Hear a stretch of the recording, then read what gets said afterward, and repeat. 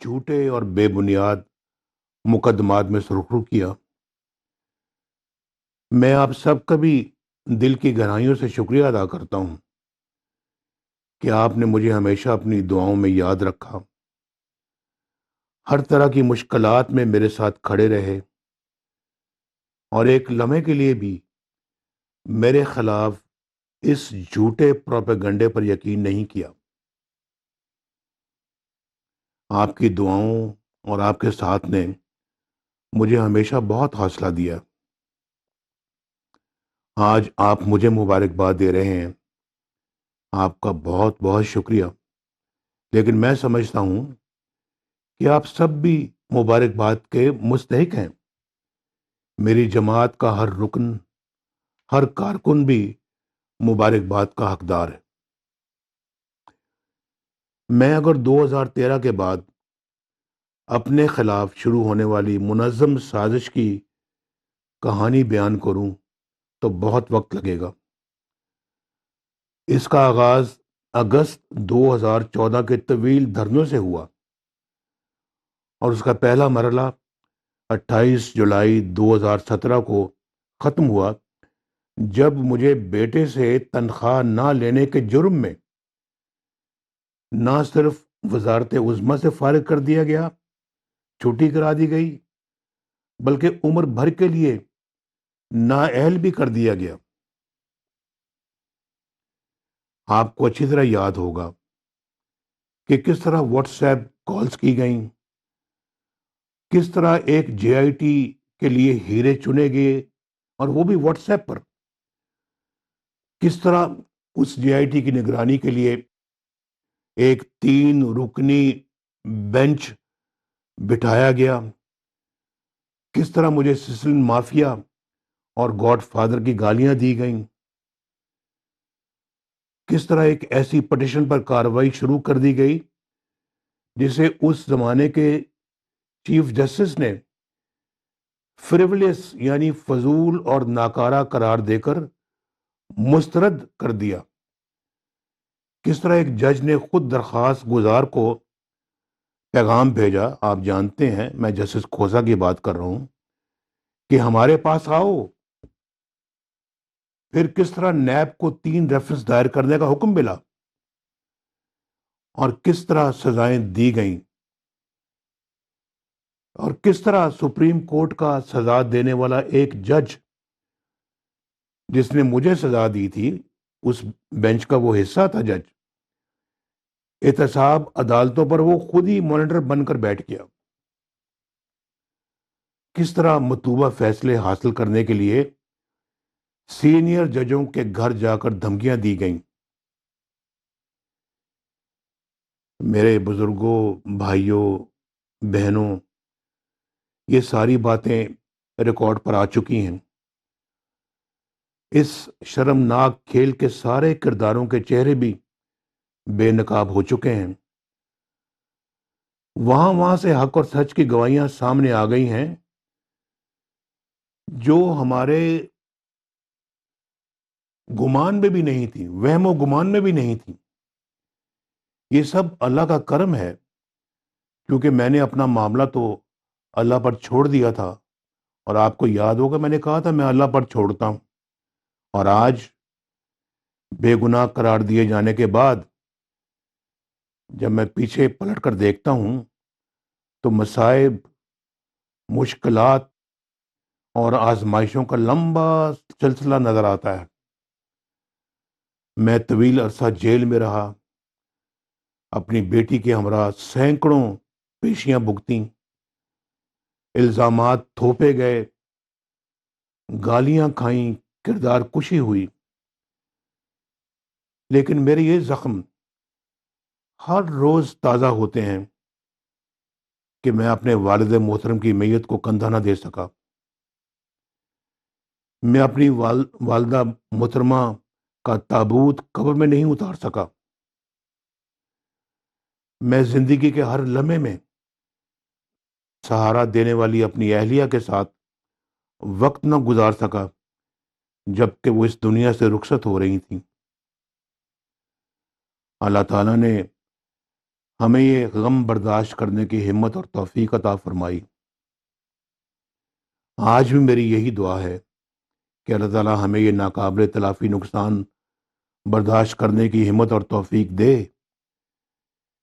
6 سال پر پھیلی آزمائشوں کے بعد آخر کار میری بے گناہی کی تصدیق ہو گئی۔ اسے انصاف بھی کہا جا سکتا ہے، لیکن دراصل یہ اس کھلی ناانصافی کا ازالہ ہے جس کا مجھے نشانہ بنایا گیا۔ میں نہ اپنے آپ کو کئی سال پیچھے لے جا سکتا ہوں، نہ بچھڑ جانے والوں کو اپنے پیاروں کو واپس لا سکتا ہوں۔ پھر بھی آپ سب کی طرح میرے لیے خوشی کا مقام ہے کہ جھوٹ، فریب اور سازشوں کی کلی کھل گئی اور سچ سامنے آ گیا۔ لیکن میرے وطن کے باسیوں، میں مسلسل 6 سال سے یہ بات سوچتا رہا کہ مجھ سے دشمنی کرنے والوں نے میرے پاکستان کو کیوں نشانہ بنایا؟ میرے عوام کا کیا قصور تھا ان کو کیوں نشانہ بنایا؟ چلیں کسی لاڈلے کو لانے کے لیے مجھے ہٹانا، جھوٹے مقدمات میں پھنسانا اور سزائیں دلوانا ضروری تھا، لیکن پاکستان کو کس جرم کی سزا دی گئی؟ پاکستان کے عوام کو کس گناہ کی سزا دی گئی؟ ان کا کیا قصور تھا؟ اس پاکستان کو کیوں معاشی تباہی میں دھکیل دیا گیا جو میرے زمانے میں 6.1% کی شرح سے ترقی کر رہا تھا؟ اس پاکستان کو کیوں سزا دی گئی جو فاٹف کے وائٹ لسٹ میں آ چکا تھا؟ اس پاکستان کو کیوں بھکاری بنا دیا گیا جو آئی ایم ایف سے نجات حاصل کر چکا تھا؟ ہم نے آئی ایم ایف کو خدا حافظ کہا تھا، آپ کو یاد ہوگا۔ لیکن اس پاکستان کو ایک بار پھر اندھیروں میں دھکیل دیا گیا جس میں 12,000 میگا واٹ بجلی پیدا کر کے لوڈ شیڈنگ کو ختم کر دیا گیا تھا۔ آپ کو یاد ہے کتنا بڑا یہ ایک ذمہ داری تھی جو ہم نے ادا کی آپ کی خاطر، آپ کے بچوں کی خاطر۔ تو آج اس پاکستان میں سرمایہ کاری کیوں رک گئی جہاں ہم سی پیک کی شکل میں 50 ارب ڈالر سے زائد کی سرمایہ کاری چین سے لے کر آئے تھے؟ اس پاکستان کو پھر کیوں دہشت گردی کا گڑھ بنا دیا گیا جہاں سے دہشت گردی کو ہم نے کچل دیا تھا؟ یاد ہونا چاہیے آپ کو۔ پاکستان کی اس کرنسی کی قیمت یعنی روپے کی قیمت کیوں مٹی میں ملا دی گئی جو خطے میں سب سے مستحکم تھی؟ ہماری کرنسی سب سے مضبوط تھی۔ اس پاکستان کو کیوں تنہا کر دیا گیا جو عالمی برادری کا ایک معزز رکن تھا؟